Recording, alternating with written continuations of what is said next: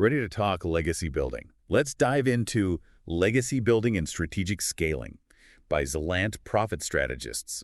This one's for businesses already making waves, those with seven-figure profits and beyond. It's a guide for crafting businesses built to last, not just for a quick payout. It's about creating something that thrives even after you've moved on, making a true impact. That's what resonates with me, not just a cash out, but lasting value. Like that furniture maker we both admire. They've got those classic designs, but they're always innovating with new materials too. Exactly, and this guide really emphasizes that sustainable growth is key to a lasting legacy. They argue that rapid expansion without a strong base is like building on sand, disastrous. You need the foundation, the right team, and processes to handle growth. Speaking of teams, they really stress building a high-performing one. Not just finding stars, but making them want to stay. It's more than just attracting talent, it's about cultivating it. The guide highlights aligning everyone around shared goals and values. They gave this great case study. A tech company revamped its entire onboarding to focus on personal growth alongside company goals. Their retention went through the roof. That's fascinating. It's like that saying, culture eats strategy for breakfast. But what about the business model itself? What makes it scalable for the long haul? That's where it gets really interesting. They use the example of a local bakery that wants to scale without losing its heart. They argue it's not as easy as just bake more. You have to systematize without losing the soul of what you've built. I like that. So how does this bakery go from local favorite to household name without sacrificing its magic? The guide says you need to pinpoint what truly sets the business apart, then design processes that protect and replicate that. For the bakery, maybe it's the owner's grandmother's sourdough starter. You can't just write the recipe down. You have to document everything, timing, the temperature, even how the dough feels so it's consistent no matter who's baking. That's clever. It's about preserving the core of the business as you grow. I imagine technology plays a role in this too, right? Absolutely. They talk about tech not just for efficiency, but for preserving what makes the business unique. The bakery could use cameras to record each step for training. They could use digital sensors to track fermentation, making it consistent across multiple locations. Working smarter, not harder, and using tech to maintain those core elements, even as you scale. So it's not just about the physical stuff, the flour and ovens. It's about capturing what makes the business tick. It's about making it teachable, repeatable, even thriving without the founder always being hands-on. That's powerful. But this replicability doesn't mean you can't innovate, right? This bakery can't just stick with the same 3 loaves forever. Exactly. They spent a good chunk of the guide on balancing innovation and tradition. They argue you need both for a lasting legacy. They use this example of a luxury watchmaker, over a century old. They're surviving because they keep innovating with new materials and techniques, but their designs are still classic. Respecting the past while embracing the future, not easy. The only constant is change, right? And speaking of change, this guide gets into the nitty-gritty of financials. You can't build a legacy without a solid financial foundation. What were some key points? They stress strong financials aren't just about profit, it's about making smart choices for the long game. They argue businesses like yours need more than just basic accounting software.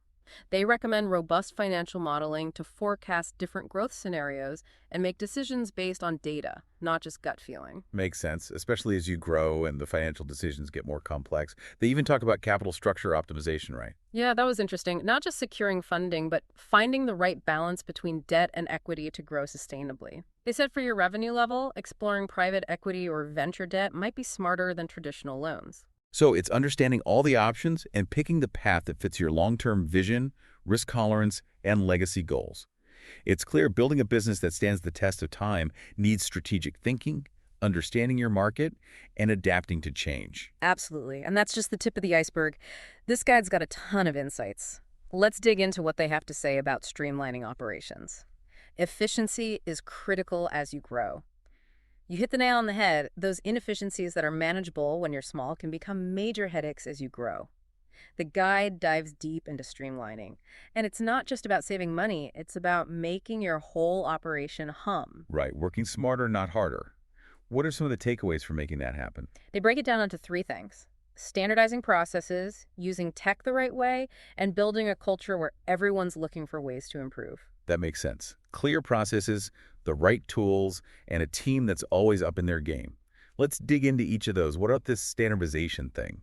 They argue that a lot of businesses, especially ones built by founders, rely on those processes that work when you're small but fall apart as you get bigger. They use the example of a creative agency, swamped as they take on more clients. Their solution, a project management system to standardize everything, client onboarding, project briefs, feedback, all of it. So taking those maybe brilliant but chaotic systems out of the founder's head and turning them into something you can teach, repeat, scale. Exactly. It's about building a framework so the business runs smoothly, even if the founder isn't in the weeds on every single decision. And that's where the technology piece comes in, right? It's not just automating things, but using data to make smarter calls. That's key. What kind of tech are they talking about? What's going to move the needle? They go beyond the usual stuff like CRMs. They talk about tools that really dig into your data to find bottlenecks and places to optimize. Like, imagine a manufacturer using data to fine-tune their production line. Less waste, more output. Using data to see what's normally hidden, finding those small changes that make a big difference. But even with the best tech and systems, it comes down to people.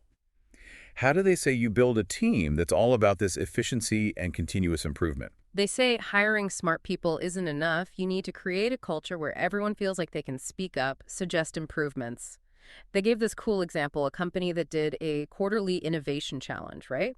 Employees could pitch ideas for improving anything about the business. I love that, using everyone's brain power.